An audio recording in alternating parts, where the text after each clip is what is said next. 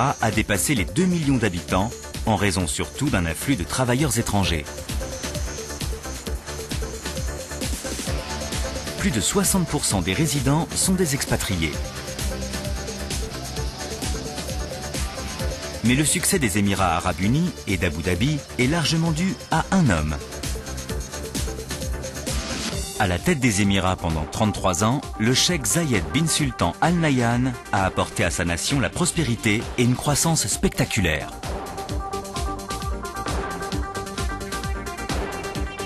On trouve plus de grues de chantier aux Émirats arabes unis que dans n'importe quel autre pays au monde. Et à lui seul, l'émirat d'Abu Dhabi compte plus de 2200 mosquées. Le cheikh Zayed a pourtant souhaité en construire une de plus.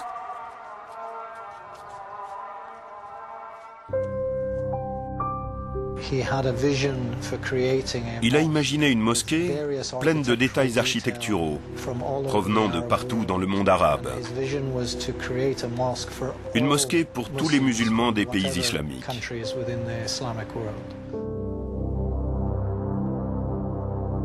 Le cheikh Zayed est mort en novembre 2004 et c'est son fils, le cheikh Khalifa bin Zayed Al Nahyan, qui lui a succédé.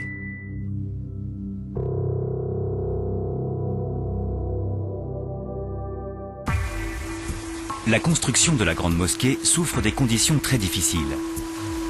L'eau douce, indispensable à tout, est si rare à Abu Dhabi qu'il faut désaliniser l'eau de mer.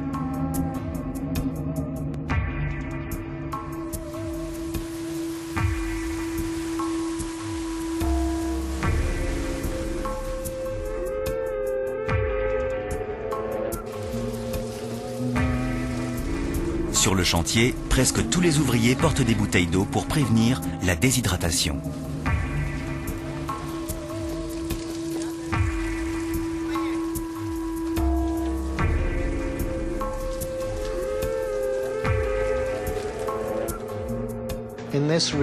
Dans cette région, la chaleur est l'un de nos plus gros soucis. Il fait une chaleur terrible. On peut faire cuire un œuf au soleil.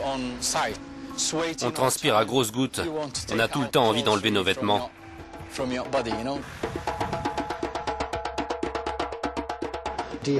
La déshydratation est le problème numéro 1. Beaucoup d'ouvriers font des malaises. Quand l'organisme manque d'eau, cela peut avoir des conséquences fatales.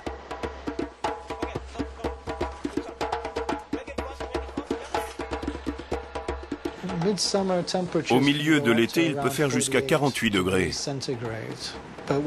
Et avec un taux d'humidité de 100% ou plus, les conditions de travail sont très difficiles. Depuis 2 ans, le gouvernement impose une interruption de travail aux heures les plus chaudes, entre midi et 16 heures.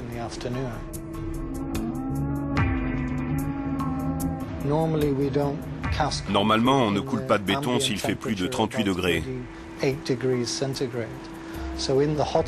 En plein été, on ne peut le faire que la nuit, quand il fait plus frais. La température influence la prise du béton et son hydratation pendant le séchage. Cette température de coulage est-elle si importante? Peut-elle fragiliser la structure? Le béton ne cédera pas, mais il sera peut-être moins solide qu'on l'aurait souhaité. Voici ce qui risque de se passer dans des conditions extrêmes si le béton n'est pas assez résistant. Grâce à des tests, on s'assure que le mélange peut supporter de fortes pressions.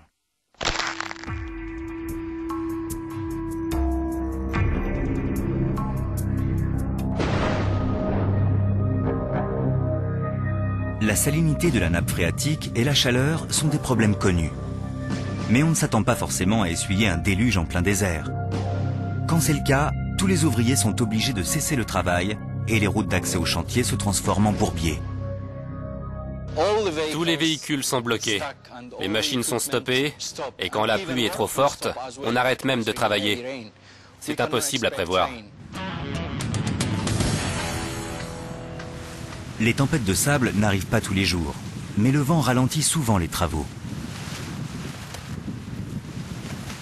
Les vents violents présentent un autre danger. il risque d'éroder le soubassement sur lequel repose la mosquée.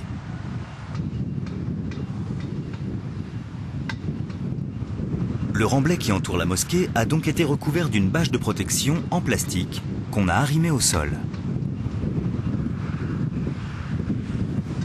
Quand l'aménagement paysager sera terminé, l'érosion du sable ne sera plus un problème. Début 2007, les travaux ont été interrompus et les ouvriers renvoyés chez eux. Pas à cause de la pluie ou d'un problème de construction, mais à cause de deux invités de haut rang. Le prince Charles et son épouse la princesse de Galles sont venus visiter le chantier guidés par Kala Al-Souleymani et Sami Al-Quazaz.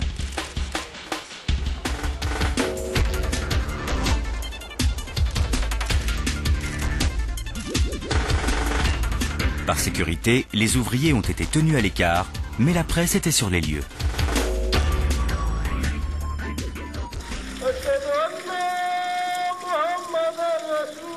Au plus fort de l'activité, jusqu'à 2500 ouvriers ont travaillé sur le chantier.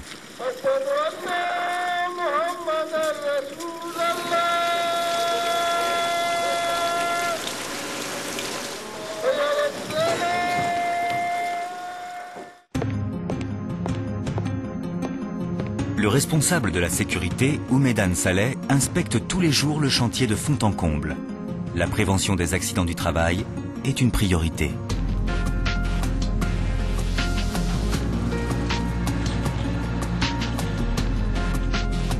À l'intérieur du dôme principal, des panneaux décoratifs ont déjà été posés sur la partie basse. Et d'ici peu, il en sera de même pour l'intérieur de la coupole.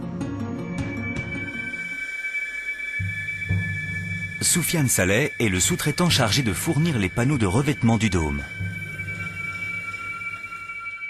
Même si on utilise de la haute technologie, les meilleurs logiciels et les meilleurs équipements, on a dû revenir aux fondamentaux et privilégier l'aspect artistique.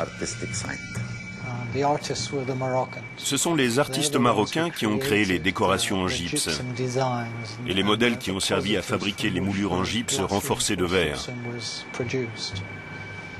Tout ce qui concerne les ornements a été imaginé et réalisé par des artisans marocains. Ils sont sculpteurs de père en fils et travaillent à la main. Ils mettent tout leur cœur pour obtenir ce genre de motif. Nous les avons engagés pour créer les modèles des ornements que nous avons ensuite numérisés grâce à un scanner. Après, c'est sculpté à la machine. Nous avons ainsi pu produire à grande échelle ces motifs finement ciselés qui conservent leur côté artisanal.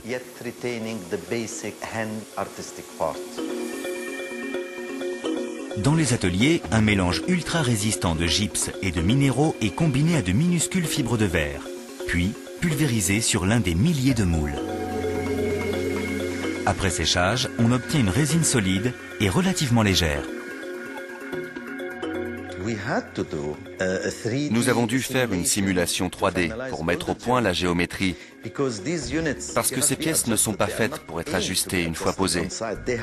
Elles doivent s'assembler à la perfection et dans toutes leurs dimensions. Si vous voulez joindre deux pièces, vous devez vérifier que leurs côtés respectifs s'emboîtent bien à droite et à gauche, mais aussi en haut et en bas. Et ce n'est pas tout. Les moulures ont des épaisseurs différentes et elles doivent être au même niveau d'un panneau à l'autre. On ne peut donc se permettre aucun ajustement sur le site. Tout doit s'assembler du premier coup.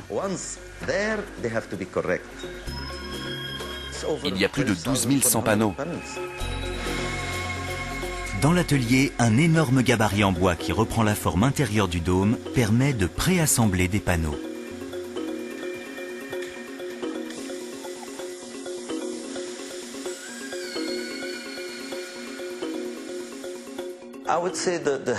Les plus lourdes doivent peser 7 à 800 kilos. C'est énorme pour des décorations. C'est comme si on suspendait une petite voiture au dôme ou au plafond.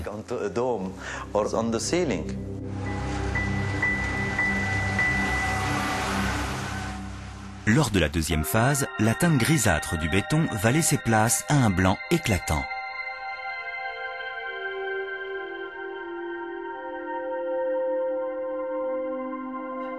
peu de projets ont nécessité autant de marbre que la mosquée Cheikh Zayed. Et c'est le marbre le plus blanc jamais découvert, comme celui qui a servi pour le Taj Mahal. Ce matériau est très apprécié dans l'architecture islamique pour sa beauté, sa solidité et sa résistance au feu et à l'érosion. La deuxième étape des travaux est le fruit du travail collectif de 38 entreprises de différentes nationalités.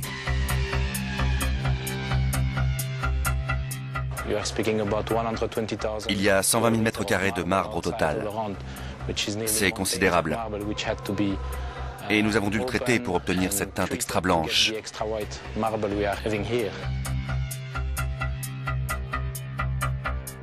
Sur toute cette surface, intérieure et extérieure, il y a également d'innombrables décorations sculptées.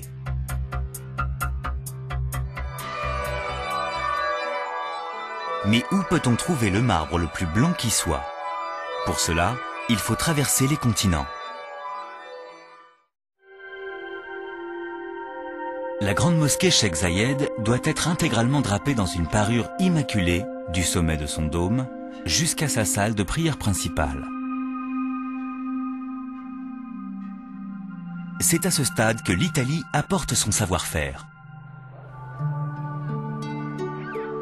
La ville de Milan, dans le nord du pays, est connue pour être une vitrine de l'esthétique et de l'innovation.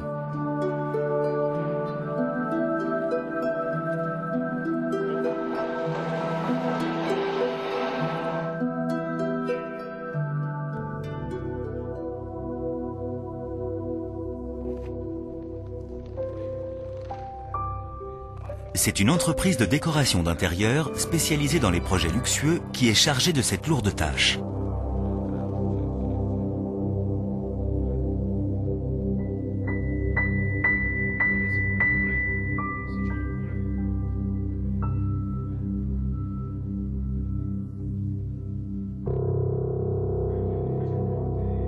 Il y a un calendrier à respecter, mais on ne crée pas un chef-d'œuvre intemporel en marbre du jour au lendemain.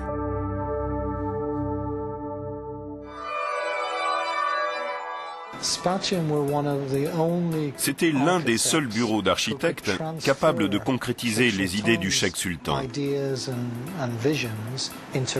Le cheikh était très intéressé par ce concept floral pour la mosquée. L'image que le cheikh sultan avait en tête était celle de la mosquée des fleurs.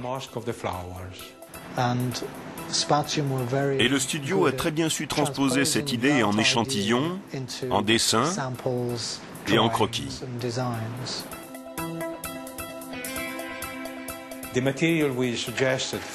Pour la réalisation du mur, nous avons proposé d'utiliser du marbre. Il voulait quelque chose de très clair, d'éclatant. Et nous avons dû trouver une variété très rare, extraite d'une carrière italienne, qui produit sans doute les marbres les plus beaux et les plus blancs du monde.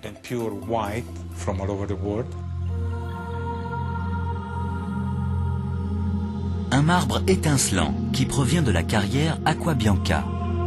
C'est exactement la variété que Lorenzo recherchait, le marbre de Lhasa.